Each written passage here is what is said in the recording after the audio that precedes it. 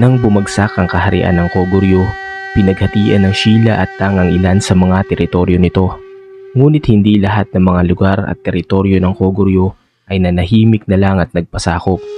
Maraming mga grupo ang nabuo at nagsagawa ng mga pag-aaklas. Ilan sa mga sikat na general ng Koguryo ang namuno sa mga kilusan, kabilang dito si General Daejong-sang, ang ama ni Daejeong na magiging hari ng uusbong na kaharian ng Balhae. Kaibigan, kung bago ka pa lang sa akin channel at mahilig ka sa mga kwentong kasaysayan at iba pa, ay mag-subscribe ka po muna. Tapikin mo na rin po ang kampana para tatapikin ka rin ito kapag meron akong bagong video. Maraming salamat po at tara na! Makailang ulit nagtalaga ng general na mamumuno at mamamahala sa lupain ng dating Koguryo ang imperyo ng Tang. Ngunit dahil sa mga kaliwat-ganang kaguluhan at pag-aaklas na nagaganap noong taong 677, napilitan ng imperyo na italaga ang dating hari ng Koguryo na si Bojang para maging hari ng bagong Joseon. Kasabay nito ang layunin na pamahalaan ng Liodong Commandery upang pahupain ang kaguluhan na nagaganap sa silangan. Lingid sa kaalaman ng Tang, si Bojang ay nakipag-alyado sa tribo ng Malgal at namumuno din sa isang kilusan na may layuning bawiin at buhayin ng kaharian ng Koguryo. Subalit kalaunan, natuklasan nito ng Tang, kaya naman siya ay ipinatapon sa Sichuan sa timog kanluran ng China at siya ay binawian ng buhay ng sumunod na taon. Naiwang lumalaban ng mga magigiting na general ng Koguryo. Isa na nga dito si Daejong-sang. May mga nagsasabi na si Daejong-sang ay hindi talaga general ng Koguryo. Bagkus, ito ay pinuno sa tribo ng Sumo Mohe. Ngunit maraming patunay kabilang na ang Old Book of Tang na nagsasabing si Daejong-sang ay galing sa isang maharlikang angkan ng Koguryo. Isang angkan na umiiral na mula pa noong panahon ni Haring Jumong. Matapos mapabagsak ng Tang ang Pyongyang noong 668, karamihan sa mga aristokrat ng Koguryo kasama ang mag-amang Daejong-sang at Daejeong ay lumisan patungo sa lugar ng Yingzhou. Ito ang tinubuang bayan ng mga Khitan. Ang Yingzhou ay naging bahagi ng General Protectorate to Pacify the East. Isa itong gobyerno militar na itinatag ng Tang para isaayos ang kaguluhan na nagaganap sa lupain ng dating Koguryo at Baekje. Layunin din ito na pamahalaan ng Sheila na noong panahong yun ay galit na at pumapalag na rin dahil sa patuloy na pananatili ng Tang sa Korean Peninsula. Nang maging bahagi ang Yingzhou ng gobyerno militar ng Tang, galit na galit ang angkan ng Khitan, kaya naman ito ay nagresulta sa isang revolusyon noong 678. Kasabay nito, nakipag-alyado naman si Daejong-sang sa pinuno ng Baishan Mohe na si Gol Sabyu. Nakipagdigmaan ang dalawa sa puwersa ng Tang, subalit sa kasamaang palad, pareho silang nasawi sa labanang ito. Ngunit ang mga natirang mandirigma ng Malgal at Koguryo ay pinamunuan ni Daejeong sa tinatawag na Battle of Chonmunryong o kilala rin sa tawag na Battle of Chanmenling. Dito ay matagumpay na nagapi ng puwersa ni Daejeong ang puwersa ng Tang na pinamumunuan ni Lee Kaegu. Taong 678, dahil sa pagkapanalo nila laban sa Tang, matagumpay na naitatag ni Daejeong ang imperyo ng Jin na kalaunan ay pinalitan niya at pinangalan ng Balhae. Idineklara niya ang kanyang sarili bilang unang hari nito. Bumuo siya ng kuta sa bundok ng Dongmo at ito ang nagsilbing unang kapitolyo ng Jin. Tinangka niyang palawakin ang kanyang impluwensya sa pandaigdigang politika na kinabibilangan ng Tang, Gokturk, Khitan, Sheila at ilang independenteng tribong Mohe.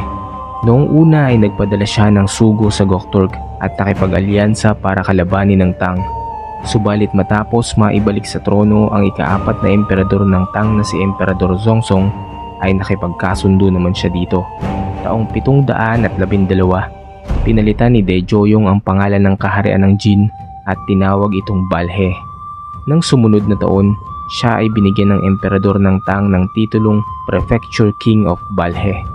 Sa panahon ni Daejeong bilang hari, nanindigan siya na hindi dapat harapin ng mapayapa ang kaharian ng Sheila dahil sa pakikipag-alyansa nito sa Tang upang pabagsakin ang kaharian ng Koguryo. Ang Balhae ay kinikilala ang kanilang sarili bilang successor state ng nasirang kaharian ng Koguryo. Namatay si Daejeong noong taong 719. Binigyan siya ng posthumous name na King Go of Balhae.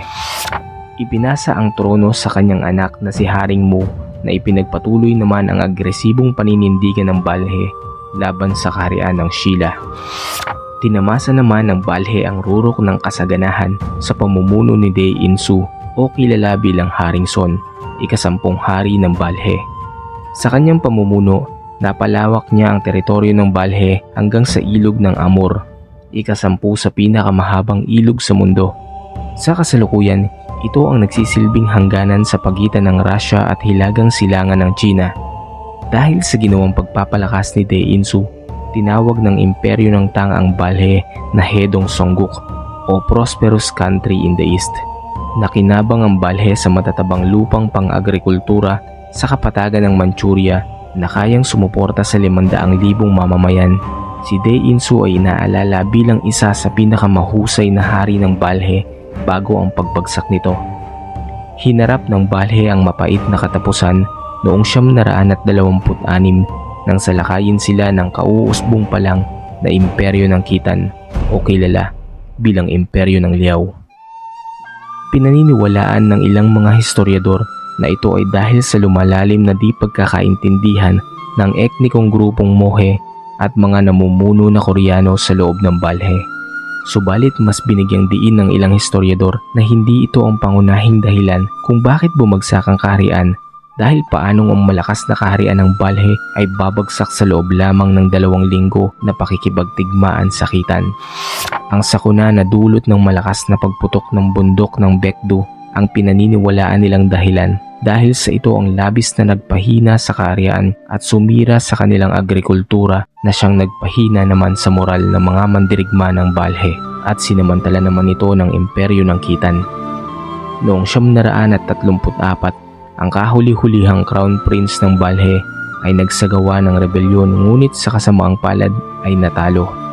Matapos mabigo, siya ay tumakas papunta sa kaharian ng Goryeo, ang kauusbong pa lang din na kaharian na nagsasabi na sila ang totoong descendants at tagapagmana ng kaharian ng dating Koguryo na nauna ng sinabi ng Balhae. Mainit namang tinanggap ni Haring Taejo ng Goryeo ang prinsipe ng Balhae, binigyan ng sariling lupain at inihani pa sa mga maharlikang angkan ng Goryeo. Pinalitan ng prinsipe ang apelyido nito mula sa Dae at ginawa itong Tae. Patuloy na lumakas ang kaharian ng Goryeo hanggang sa masakop nito ang malaking parte ng dating Balhae, maging ang kabuuan ng Baekje at Silla ay nasakop din ito. Sinasabing ang kaharian ng Goryeo ang nagkamit ng tunay na unifikasyon ng Korea. Sa Goryeo din na binabanggit din na Koryo nagmula ang pangalan na ngayon ay Bansang Korea.